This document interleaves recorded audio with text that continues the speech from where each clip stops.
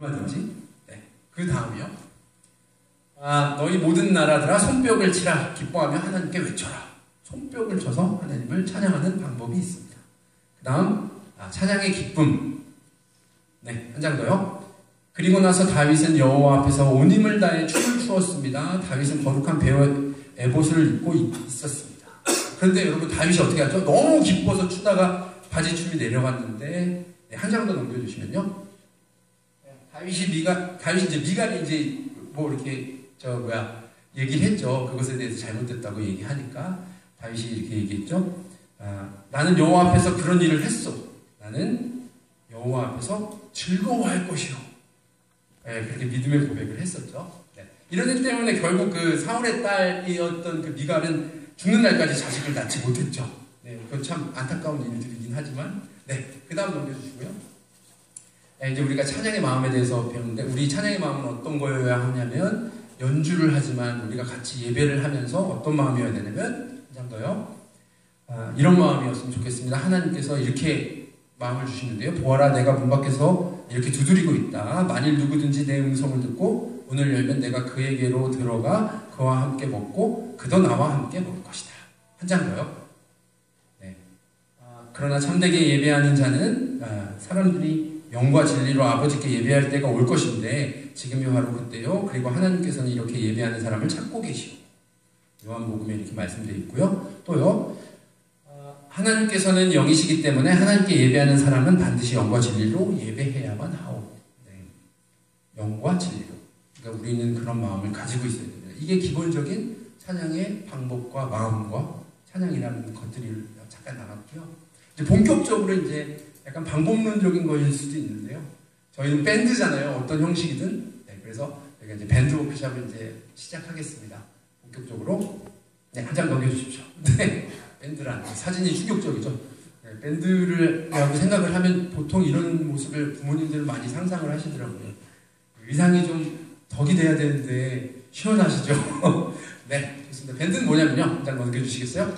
네, 취주 악단이라고 해가지고요. 밴드라는 단어를 검색을 하면 취가 불취자고요. 주가 연주할 때 그 주자고요. 그래서 이제 피리, 나팔, 상황 따위의 관악기를 입으로 불어서 연주한다며. 네, 현재 취주악 형식은 군악대에서 비롯됐고 밴드는 군악대와 더불어 발전해왔고 관악기의 발명과 개발 등으로 인해서 편성에 많은 변화를 가져왔다. 네, 군악대에서 밴드라고 이렇게 불리워지는 소위 단체가 한 장 더요. 그리고 이제 저희가 생각한 일반적으로는 브라스 밴드와 같이 한 무리, 한 단체, 한 때의 뜻이 있는데 여러분 그 밴드 붙이잖아요. 뭐 요즘은 뽀로로 밴드가 있지만 저희 때는 데일 밴드라는 게 있었는데 손을 비면 그걸 발랐거든요. 밴드가 이렇게 동이다, 묶다라는 뜻이 있습니다.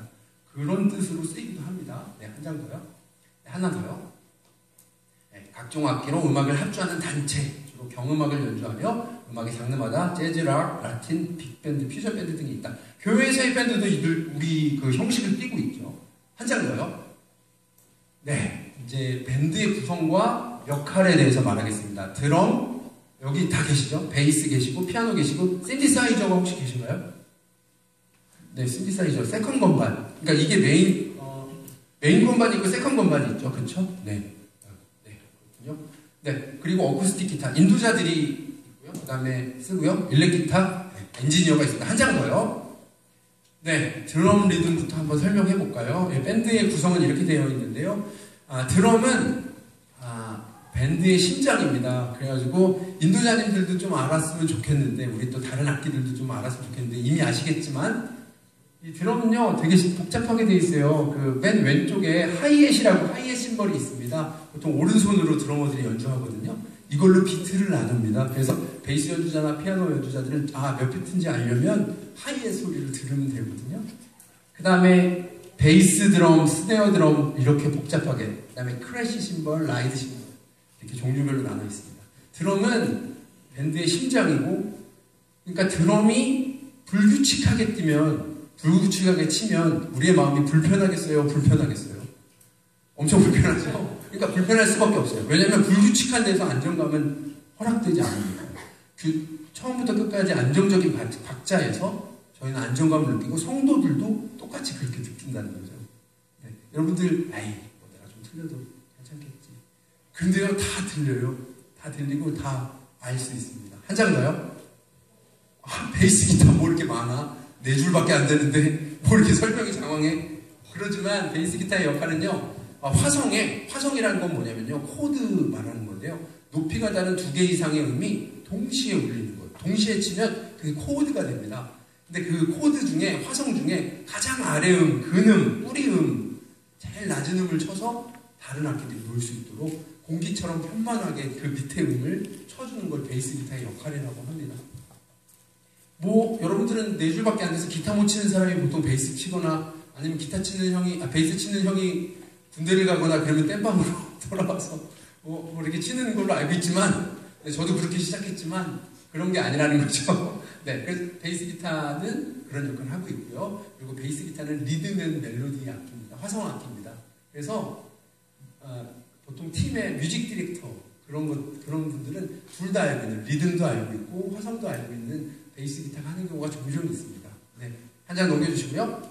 네, 그 다음에 피아노는 화성의 기초가 뭐냐면 베이스의 근음 위에서 쌓아서 완성한다는 거죠. 뭐 여러 가지 보이싱도 있겠고, 피아노의 역할은 정말 이 메인 피아노, 메인 건반이라고 하는데요. 인도자와 굉장히 직접적으로 연결되어 있습니다. 인도자의 사인을 기다렸다가 인도자가 코멘트를 하거나 그러면은 반주를 해줄 수 있고요. 그 다음에 중간에 예배하다가 멈춰서 얘기하실 때도 마찬가지고요. 찬송가를 피아노 혼자서 보통 예배하는 경우도 많죠. 피아노의 역할은, 메인 건반의 역할은 그야말로 막중하다고 할 수 있겠죠. 다음이요, 세컨 건반, 신디사이저, 세컨 건반이라고 얘기하는데요. 이건 뭐냐면 그 악기에서 타악기 소리도 나고 현악기 소리도 나고 목관악기 소리도 나는 거예요. 그래서 그 소리를, 고유의 소리를 재현해 준다는 거죠.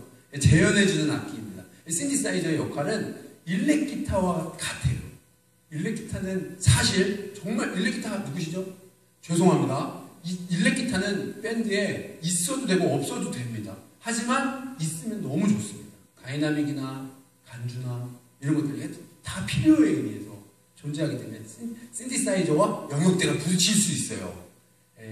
탑노트를 누가 칠 것인가, 제일 높이 있는 음을 누가 칠 것인가, 그걸 결정할 때 일렉 기타는 항상 양보하는 마음으로, 겸손한 마음으로 신디사이저 하시는 분한테 가서 누나가 위에 치네? 내가 아래 칠까? 뭐 이런 식으로 얘기를 해야 된다는 거죠. 네. 네. 좋습니다. 네. 다음이요. 그 다음에 어쿠스틱 기타는 인도자가 반주 없이 정말 이렇게 선포하다가 갑자기 찬양으로 쉬고 나갈 때가 있잖아요. 그때 어쿠스틱 기타는 키를 잡아주죠. 그죠? 그래서 아주 유용하게 쓰이고요. 그리고 또 리듬과 멜로디를 감당하기도 합니다. 네. 피아노랑 어쿠스틱 기타랑만 예배할 경우도 있잖아요. 어쿠스틱 기타가 리듬 중심으로 쳐주고, 피아노는 선율, 화성, 베킹 해주는 그런 예배가 가능하죠. 다음이요. 네, 일렉트릭 기타는 아까 말씀드렸듯이 음악의 색깔과 다이나믹을 주관하고 있습니다. 그래서 중간에 일렉 기타 솔로가 나와주면 시원하죠. 와, 정말, 막 성도들도 더 깊게 예배할 수 있게 하고. 그런데 어느 순간, 그러니까 일렉 기타는 자신 컨트롤하는 게 굉장히 중요한 것 같아요.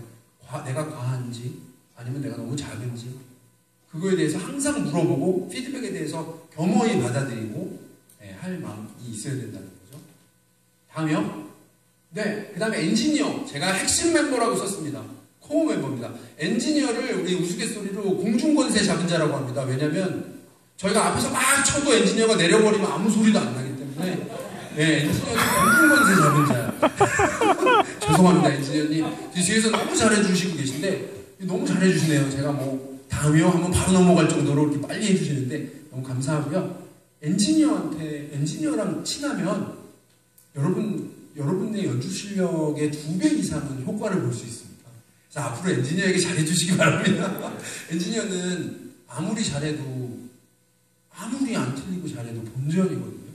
그래서 정말 힘든 사역이에요. 굉장히 격려가 필요한 사역이고, 그리고 그 엔지니어에 대해서 여러분들이 관심이 없으면요, 평생 엔지니어랑 안 보고 살 수도 있어요. 그런데 엔지니어와 이렇게 아다르고 어다르다고, 제 소리가 좀 이상한데 좀 봐주시겠어요? 서로 관심도 갖고 바카스도 사다 드리고. 저는 실제로 그러고 있거든요. 저보다 동생들이에요, 엔지니어들이. 근데 동생들인데 정기적으로 신당동 떡볶이를 먹고 있습니다. 네, 그런 사역을 제가 하고 있고요. 농담이고요. 엔지니어랑 같이 얘기하다 보면 제가 참 지식이 많이 생겨요. 엄청난 지식이 많이 생겨요. 예. 그래서 참 좋고요. 유익해서 제가 그렇게 하고 있고요. 다음이요. 네. 이제 음악에 대해서 저희가 이제 알아야 되겠죠. 제일 처음에 우리가 찬양에 대해서 알았잖아요. 여러분들은 기능인이기 전에 예배자고 그 예배자와 같은 동급으로 우리가 생각해야 될 게 아티스트거든요, 여러분들은. 네. 하나님께서 굉장히 아티스트세요. 하나님이 굉장한 아티스트신데 여러분들에게 은사를 주셨기 때문에 건반과 피아노와 건반이 피아노죠. 네, 베이스와 기타와 드럼을 치고 계신 거거든요. 네, 아무에게나 주지 않습니다. 네, 그런데 음악의 3요소, 음악에 대해서 뭔지는 알고 넘어갑시다. 네, 한번 넘겨주시겠어요? 네, 첫 번째로 선율입니다. 선율. 네, 저는 첫 번째 음악의 3요소 중에 가장 중요한 것은 저는 리듬이라고 생각을 하는데 먼저 선율에 대해서 설명하겠습니다. 선율은 음의 높낮이의 변화가 리듬과 연결되어 음악이 형성되는 음악의 형태.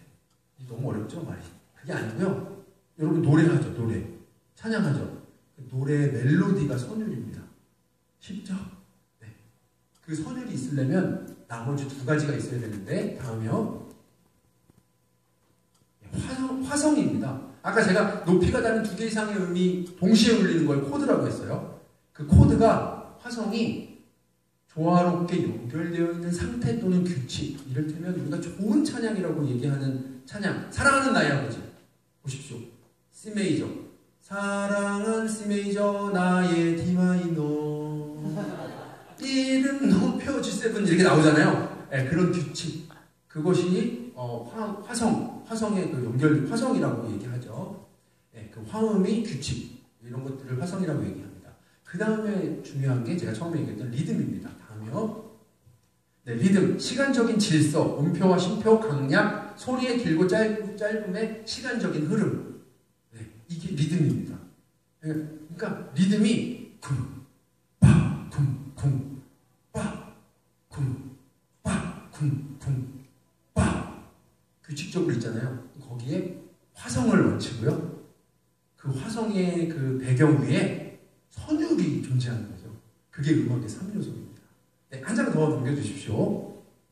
네, 선율을 이해해 봅시다. 이거는 보컬을 위해서 준비했는데요. 빠르게 넘겨보겠습니다. 한 장 더요. 네, 노래의 가사와 화성과 어울리는 선율. 그러니까 화성이라는 코드의 흐름, 규칙에 잘 어울리게끔 선율을 배치하는 게 작곡가의 능력이겠죠, 그렇죠? 그리고 우리가 좋다라고 느끼는 찬양은 다 이런 배치로 되어 있습니다.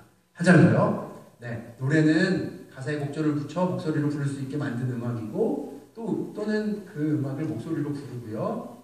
네, 가곡, 가사, 시조 따위와 같이 운율이 있는 언어로 사상과 감정을 표현함. 그러니까 이게 되게 중요한 얘기인데요. 노래하시는 분들도 그 노래하시는 찬양에 사상과 감정을 이입해서 불러야 된다는 거죠. 네, 그게 굉장히 좋은 찬양 인도자와 보컬 노래하시는 분들의 자세라고 볼 수 있고요. 그 다음에 높이 찬양하거나 칭송함을 비유적으로 이르는 말, 이걸 찬양이라고 합니다. 한 장 넘겨주시겠어요? 네, 이건 넘기겠습니다. 제가 싱어의 역할, 예배팀 싱어의 역할을 했는데요. 저는 여기 보컬도 같이 들으시는 줄 알았어요. 그래서 제가 한 학기치를 제가 했다고 그랬잖아요. 네, 그래서 앞으로 제가 있고요. 보컬이 가운데 있고요. 인도자님이 제 옆에 계시고 그 다음에 밴드가 있고요. 그러니까 저희는 같은 선상에 있죠. 그렇죠? 저희 예배를 돕는 헬퍼, 중보자들이고 회중이 계시고 그 다음에 그 회중으로 예배를 하나님으로의 예배를 뭐라고 할까요? 돕는 그런 역할이라는 거죠. 네, 그 얘기였습니다.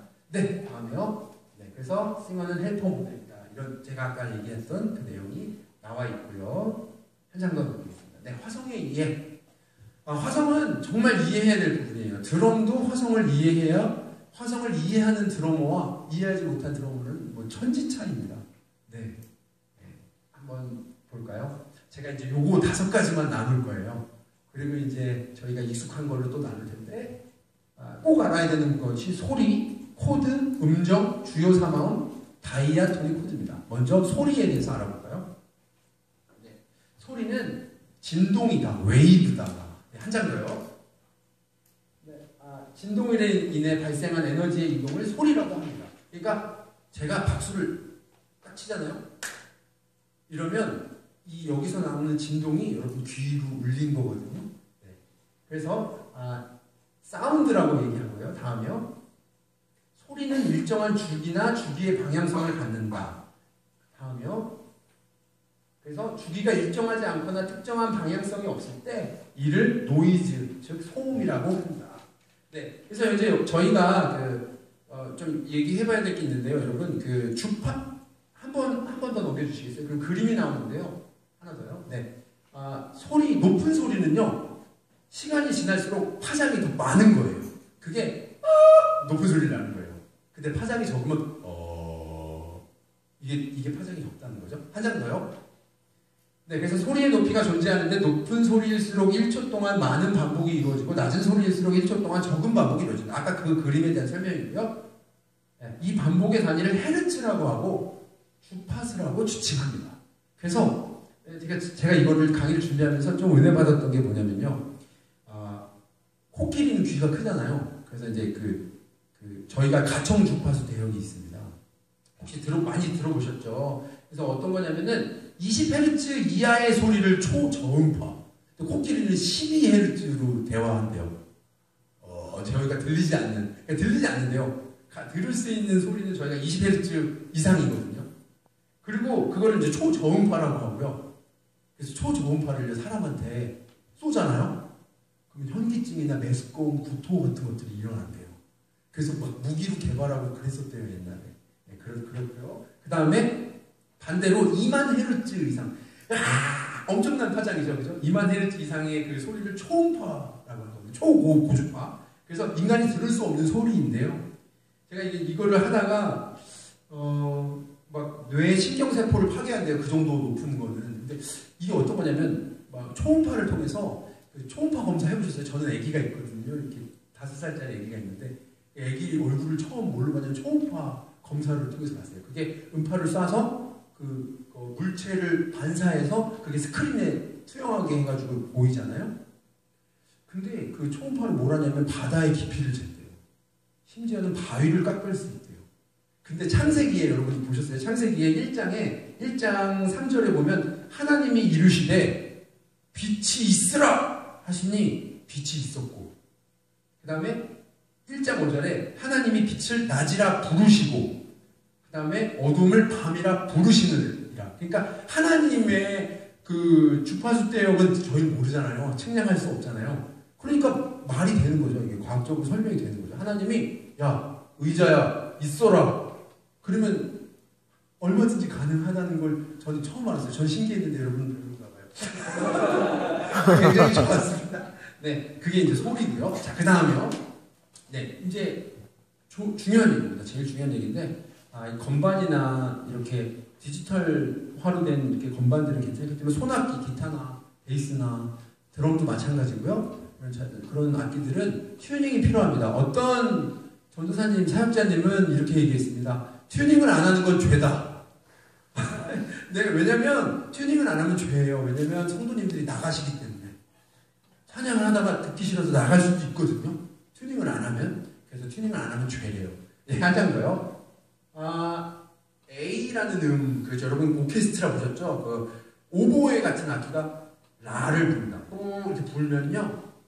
그 라가 뭐냐면요. 1초 동안에 440회 진동하면 A라는 소리가 납니다.